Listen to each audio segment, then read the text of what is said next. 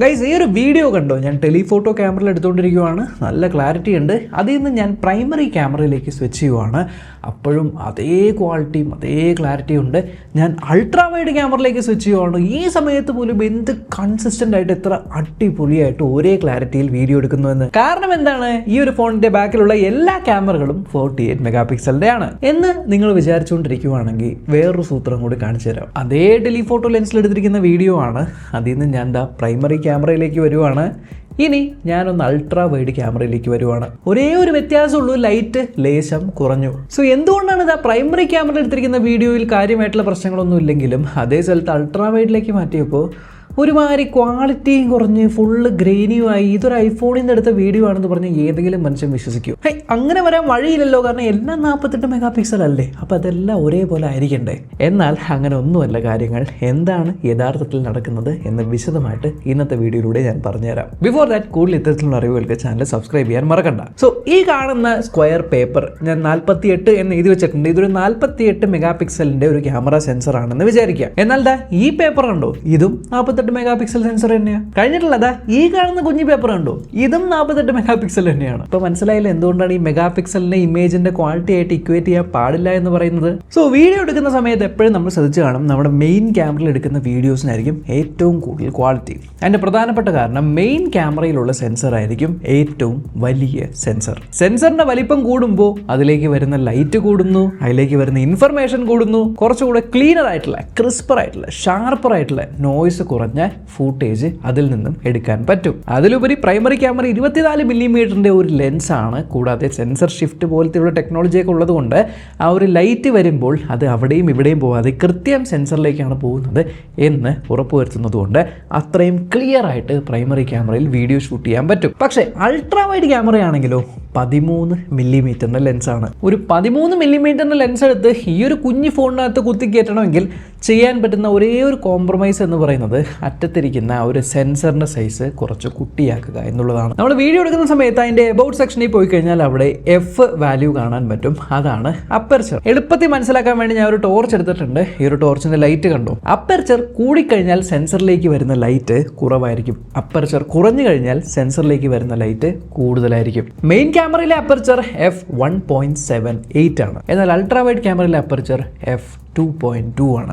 1.78 2.2 തമ്മിൽ എന്താ ഇത്ര വലിയ വ്യത്യാസം എന്നല്ലേ? എന്നാൽ ഈ നിസാര വാല്യൂ വ്യത്യാസം ഉണ്ടെങ്കിലും വരുന്ന ലൈറ്റിന്റെ അളവ് ഏകദേശം 40 മുതൽ 50% വരെയാണ് അപ്പർച്ചർ കൂടുമ്പോൾ കുറയുന്നത്. ഓക്കെ ബ്രോ, ഇത്ര എനിക്ക് മനസ്സിലായി. പക്ഷേ അപ്പർച്ചർ കുറയുമ്പോൾ ലൈറ്റ് വരുന്നത് കുറവാണ് എന്ന് പറയുന്നു.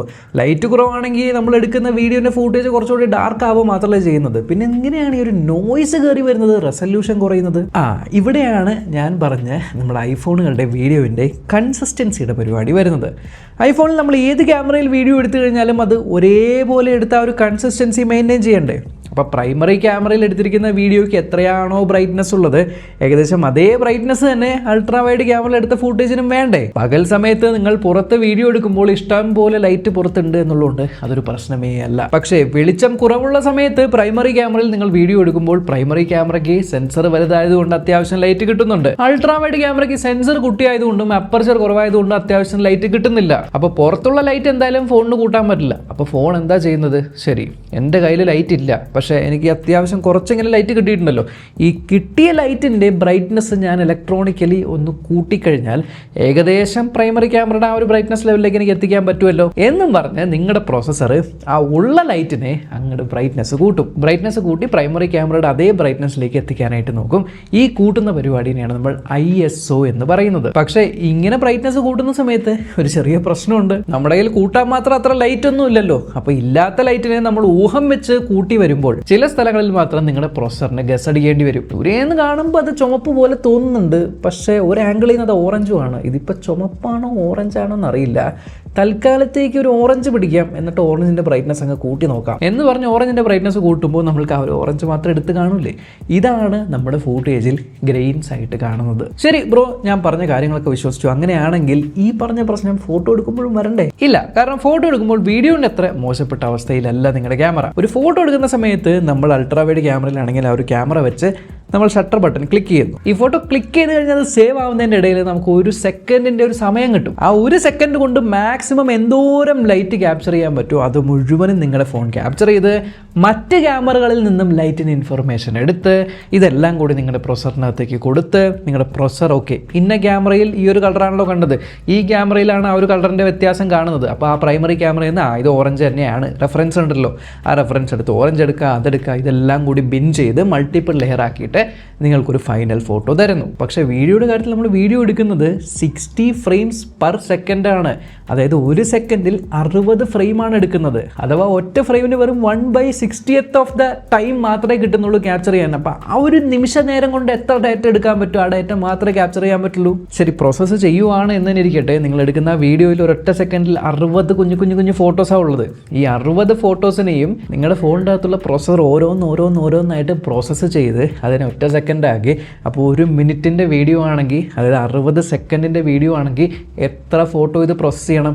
ഇത് മൊത്തം പ്രോസസ്സ് ചെയ്ത് ഒരു ഗ്രെയിൻ ഇല്ലാത്ത വീഡിയോ ആയിട്ട് നിങ്ങളുടെ കയ്യിൽ കൊണ്ട് എത്തിക്കണമെങ്കിൽ അതിന് എത്രത്തോളം പ്രോസസ്സിംഗ് പവർ വേണ്ടി വരും, എത്രത്തോളം സമയം എടുക്കും? അങ്ങനെ വെയിറ്റ് ചെയ്യാൻ തയ്യാറായിട്ടുള്ളവർക്ക് ഗൂഗിൾ പിക്സൽ 10 പ്രോൻ്റെ അകത്തൊരു ഫീച്ചർ ഉണ്ട്. അതിൽ നമ്മൾ വീഡിയോ എടുത്തു കഴിഞ്ഞാൽ നമ്മൾ ആ ഒരു വീഡിയോനകത്ത് ഗ്രെയിൻ ആണല്ലോ, ഗ്രെയിൻ മാറ്റാൻ വേണ്ടി നിങ്ങൾക്ക് ആ ഒരു വീഡിയോ അപ്ലോഡ് ചെയ്ത് ഗൂഗിളിൻ്റെ ക്ലൗഡിൽ പോയിട്ട് അത് പ്രോസസ്സ് ചെയ്ത് ഗ്രെയിനും കാര്യങ്ങളൊക്കെ മാറ്റിയിട്ട് നിങ്ങൾക്ക് തിരിച്ചു കൊണ്ടുതരും.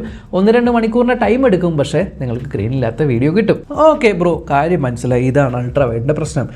അങ്ങനെയാണെങ്കിൽ ടെലിഫോട്ടോ ക്യാമറയോ? ബ്രോ കാണിച്ച ആ ടെലിഫോട്ടോ ഫൂട്ടേജ് കണ്ടോ?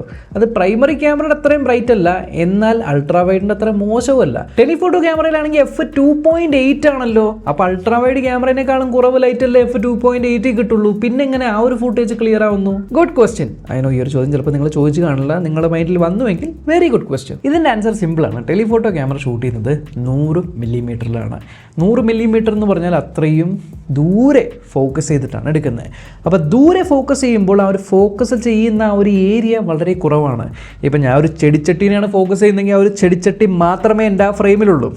കൂടാതെ ഈ ലെൻസിന് ഇത്രയും ദൂരെയുള്ള സാധനം ഫോക്കസ് ചെയ്യാൻ പറ്റുമെന്നുള്ളതുകൊണ്ട് ആ ചെടിച്ചട്ടിയുടെ ചുറ്റുമുള്ള ഡേറ്റ മുഴുവനും ഇതിന് ക്യാപ്ചർ ചെയ്യാനായിട്ട് പറ്റുമോ? അപ്പോൾ നിങ്ങളുടെ ഫോണിൻ്റെ അകത്തുള്ള പ്രോസസ്സറിന് ഒരു ചെടിച്ചട്ടിയുടെ ആ ഒരു കളറും ഡീറ്റെയിൽസും പ്രോസസ്സ് ചെയ്യാനാണോ, അതോ അൾട്രാ വൈഡ് ക്യാമറയിലെ പോലെ ഒരു 100 ചെടിച്ചട്ടിയുടെ അല്ലെങ്കിൽ 100 മരങ്ങളുടെ 100 പൂക്കളുടെ ഡേറ്റ ഒരുമിച്ച് പ്രോസസ്സ് ചെയ്യാനാണോ കുറച്ചുകൂടി എളുപ്പം? അതുകൊണ്ട് ടെലിഫോട്ടോ ക്യാമറയിൽ ശരിയാണ് അപ്പർച്ചർ കുറവാണ്, ലൈറ്റ് കുറവാണെങ്കിലും compared to ultra wide camera telephoto ക്യാമറയിലുള്ള സെൻസർ വലുതാണ്. കൂടാതെ അത് ഫോക്കസ് ചെയ്യുന്ന ഏരിയ വളരെ ചെറുതാണ്.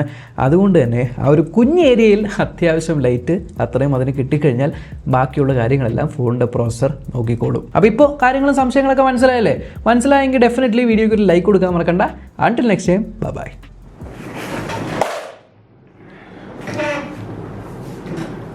Ultra wide camera, telephoto camera, telephoto camera. ഉണ്ടല്ലോ.